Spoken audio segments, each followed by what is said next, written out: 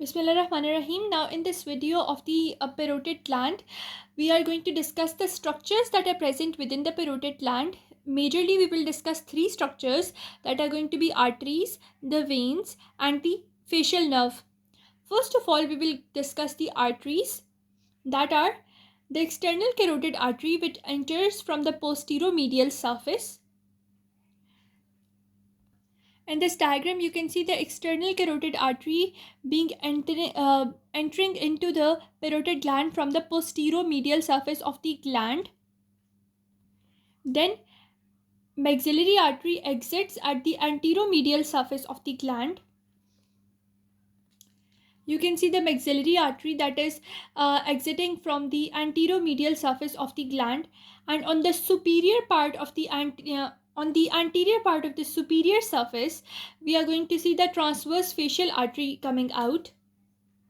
So on the anterior part of the superior surface, we can see the transverse facial artery coming out. So these are the three arteries that will be, one is entering, the other one is exiting, and another one is exiting from the anterior part of the superior surface.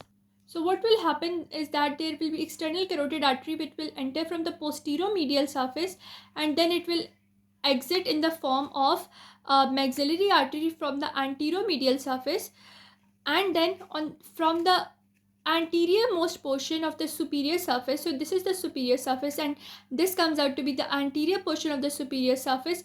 From here there will be a artery coming out, that will be the transverse facial artery. With that, we are done with the arteries. Now we will go to the veins. The veins are actually the superficial temporal and the maxillary, both of them join together to form the retromandibular vein, and the retromandibular vein at the apex of the parotid gland divides into anterior and posterior divisions. So there is something like this, that the superficial temporal and the maxillary artery, both of them combine together, and then they form this retromandibular artery. This retromandibular artery at the apex of the gland, it divides into a anterior and a posterior retromandibular division. Now we have the nerve, that is the facial nerve that is present within the parotid gland. Now this facial nerve is nerve of the second branchial arc. What happens with the facial nerve? It exits the skull through the stylomastoid foramen. At the stylomastoid foramen, it is giving certain branches that we will discuss in the next video.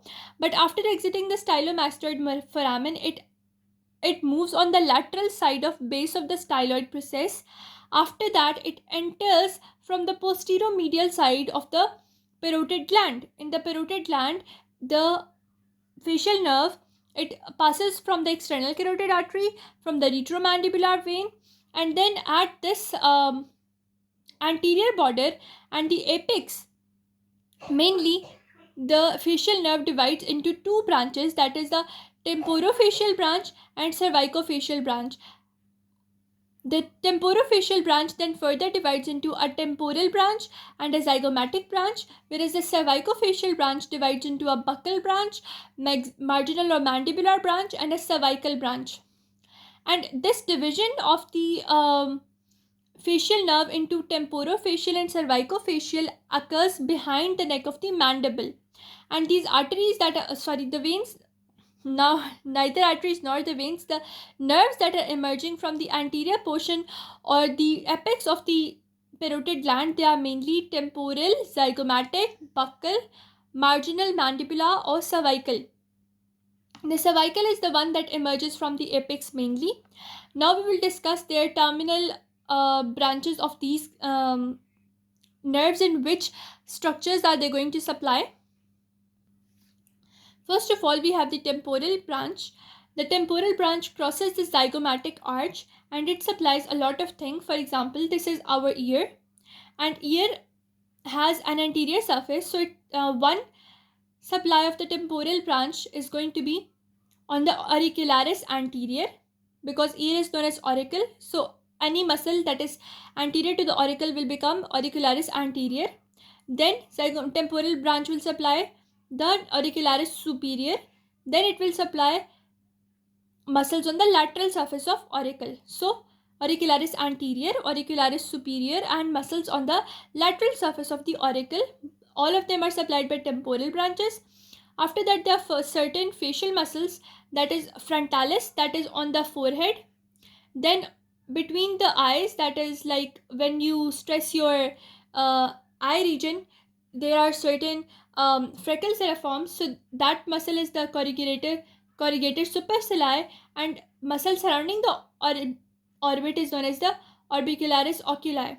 So frontalis, then corrugator supercilii, and then orbicularis oculi. These are the three muscles of mainly superior portion of the anterior side of head, which are also supplied by temporal region or temporal branch. And also there are three muscles of the ear, that are auricularis anterior, auricularis superior, and muscles on the lateral side of the ear. Now we have the zygomatic branch. The temporal and zygomatic branches both are the branches of the temporofacial nerve. Now the zygomatic branch, it moves across the zygomatic bone and it supplies the orbicularis oculi. This is orbicularis oculi is a muscle which surrounds the eye and mainly allows in opening or closing of the eye. Then the third one, the buccal branch, which is a branch of the cervicofacial region. The buccal branch divides into an upper and lower buccal branch. The upper buccal branch will be, if this is the parotid gland, so upper buccal branch will be above the parotid gland, and this lower buccal branch will be below the parotid gland. So this is upper buccal branch, this is lower buccal branch. And buccal branch is mainly going to supply the buccinata muscle. After that, we have the second branch of the cervicofacial region, that is the marginal or mandibular branch.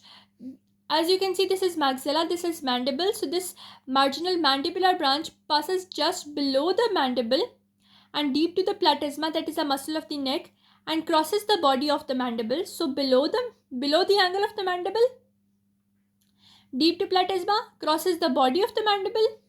Then it supplies muscles of lip and chin. So mainly you can see one branch will go into the lip and other branch will go into the chin region. And cervical branch, this branch is given off at the apex of the parotid gland, and it is a branch of the cervicofacial region, and it runs downwards and forwards in the neck, and it supplies the platysma or the broad muscle of the neck.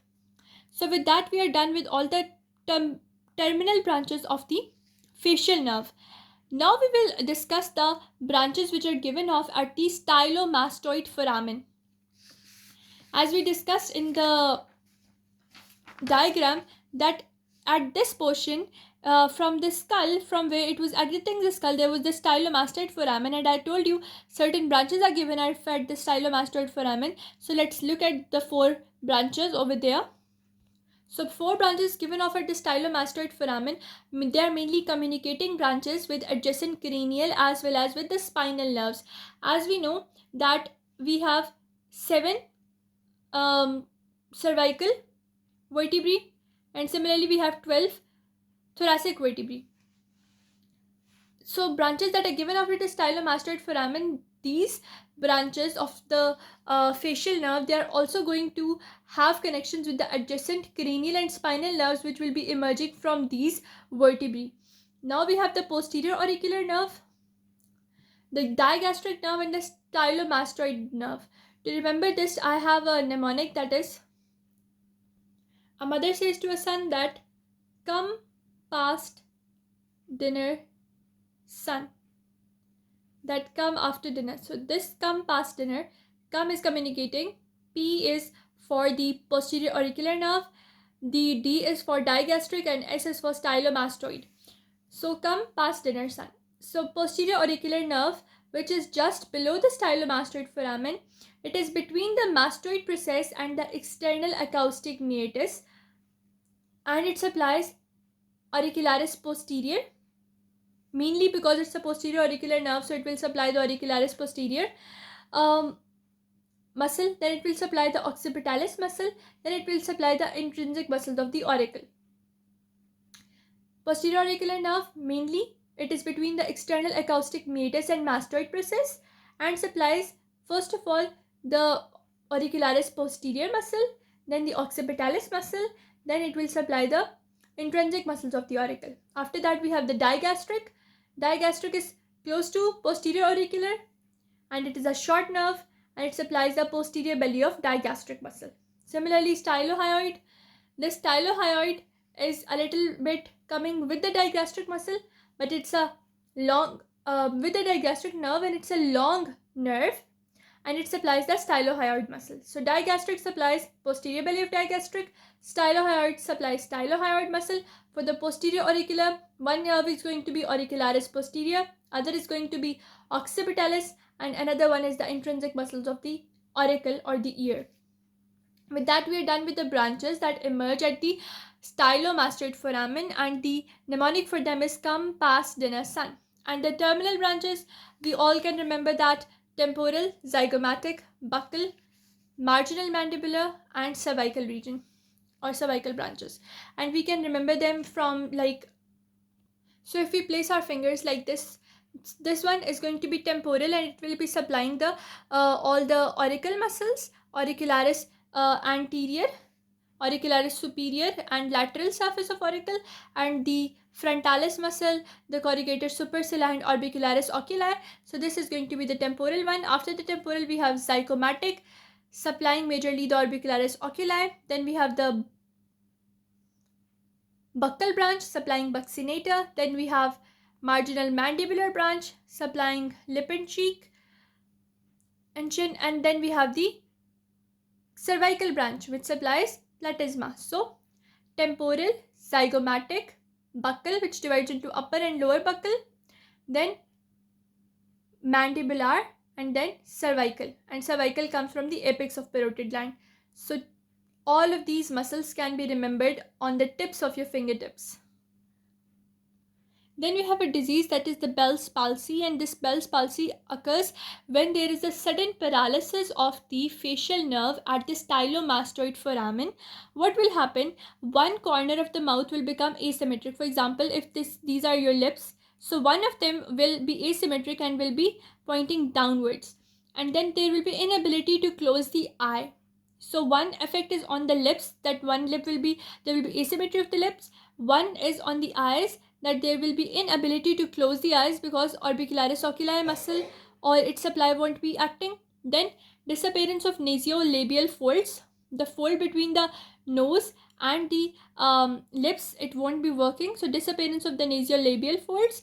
Then there is a loss of wrinkling on the skin at the side of forehead of the same side. So the skin as well as the forehead on the side of the lesion, they will have no wrinkles at all. So first is, there will be no wrinkles at the forehead and the skin of the same side. Then a person will not be able to close their eye. There will be disappearance of the nasolabial fold, and then there will be asymmetry of the corner of mouth. With that, we are done with all the symptoms of Bell's palsy, and it is produced due to sudden paralysis of the facial nerve at the stylomastoid foramen. Also, anatomically, we divide the parotid gland into a superficial part and a deep part, and the part that is connecting the superficial and the deep part, it is known as the isthmus, and on this isthmus we have the facial nerve splitting on two parts in this isthmus, and this splitting of the facial nerve is the temporofacial and the cervicofacial splitting. So the plane where this splitting takes place is known as, this plane is known as the Patti's faciovenous plane, where the gland is split into a superficial and a deep part connected to each other by an isthmus around which the facial nerve divides. Now we have accessory processes of the parotid gland.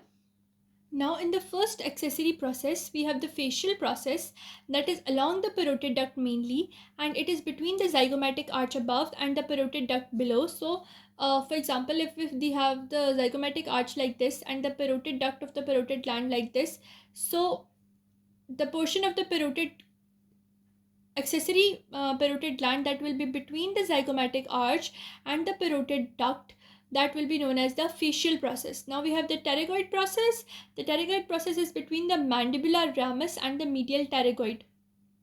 So for example, this is the ramus of the mandible, and here is the medial pterygoid muscle. So the process that of the parotid gland that will be emerging between the mandibular process and the medial pterygoid muscle, it will be known as the pterygoid process.